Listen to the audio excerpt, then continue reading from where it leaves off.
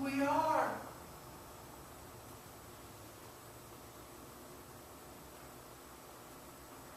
Perhaps we need to rethink what that means.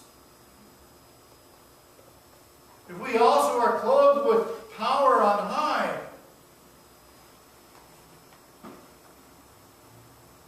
what does that mean for daily living? It's interesting that in the 3-year cycle of our pericopes, this baptismal text is associated with the creation story. For there we are told that the earth in the beginning was a formless void, and darkness covered the earth. It's much more foreboding in Hebrew. It loses something in its translation. But it's a dark, suspenseful picture of a big, empty nothingness, foreboding.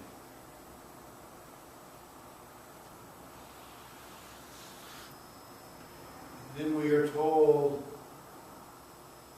that the wind of God swept over the face of the waters. And God called forth something from that nothing.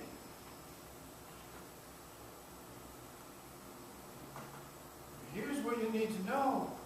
It's the same word, wind or breath or spirit. It's all the same word, ruach.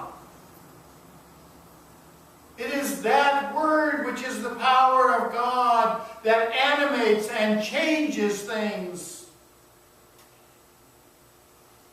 It is that word that the Apostle Paul defines as dynamis. That wind, that breath, that spirit, that power of God to make a way where there is no way.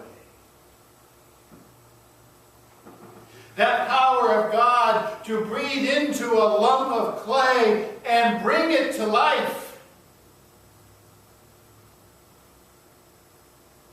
That wind of God to blow over the waters of chaos and bring forth created order.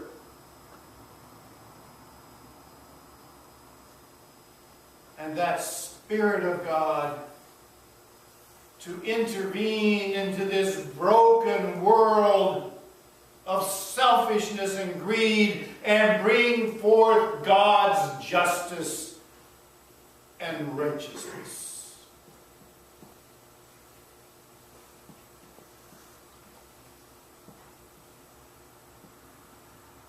Now, it's normal for us to think about that on a global level.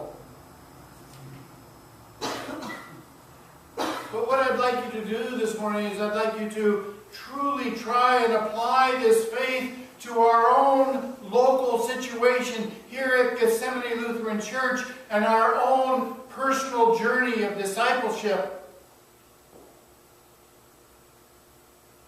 What if you and I reimagined our baptisms as the point where God clothed us with power on high for our vocation as disciples?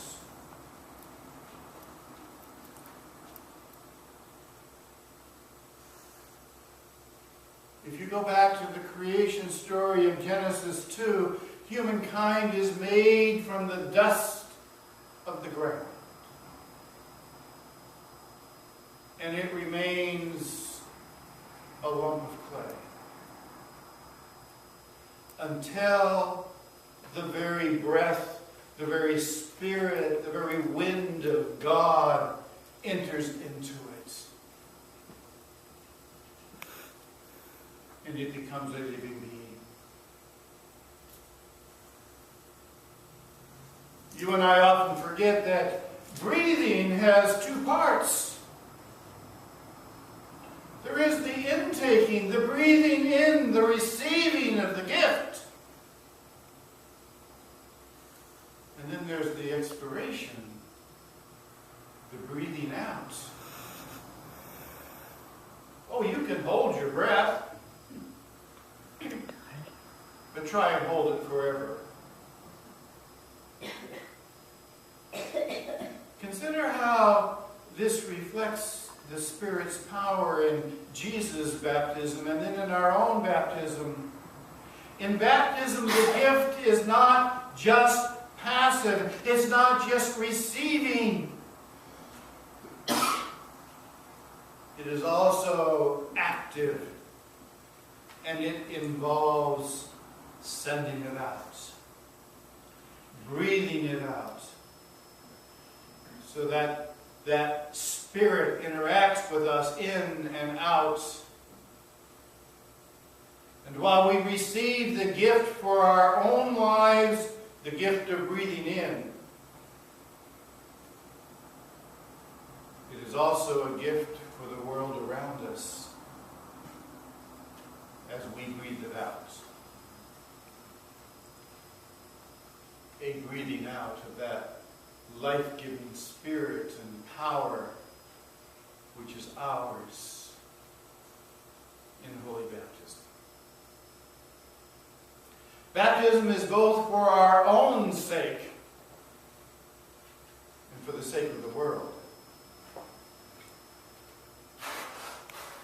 And so this morning I want to ask you, what if our breathing out took the form of inviting others to join with us here at Gethsemane Lutheran Church?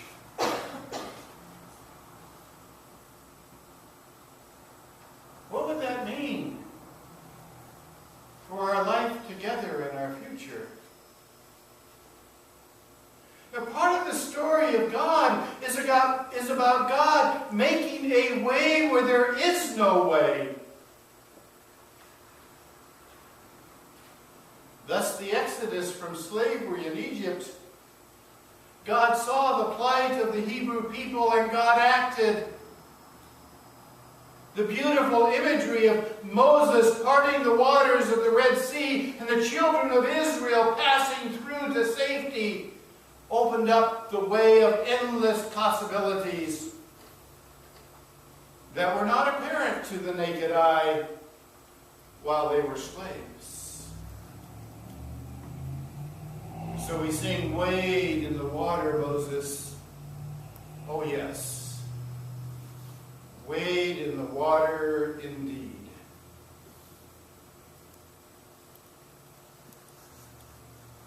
Or in the return from the exile in Babylon. God saw the hopelessness of the Jews as they sat in Babylon under the thumb of the Babylonians. Nation destroyed, temple destroyed, David's line destroyed, and they felt there was no way, no future. But God raised up Cyrus, a Persian, who defeated the Babylonians and allowed the Jews to return to their homeland and rebuild the walls of Jerusalem and build a new temple. The beautiful poetry of 2nd Isaiah tells the story of making a way where there is no way. Every valley shall be lifted up. Every mountain and hill be made low. The uneven ground shall become level, and the rough places a plain. And the glory of the Lord shall be revealed. And all people shall see it together. For the mouth of the Lord, the breath of the Lord, the wind of the Lord, the Spirit of the Lord has acted. Marty Haugen wrote a hymn that has this chorus. Some of you may know it. Eye has not seen, ear has not heard what God has ready for those who love Him. Spirit of love, come, give us the mind of Jesus. Teach us the wisdom of God. Who knows what lies ahead for Gethsemane Lutheran Church in the coming year?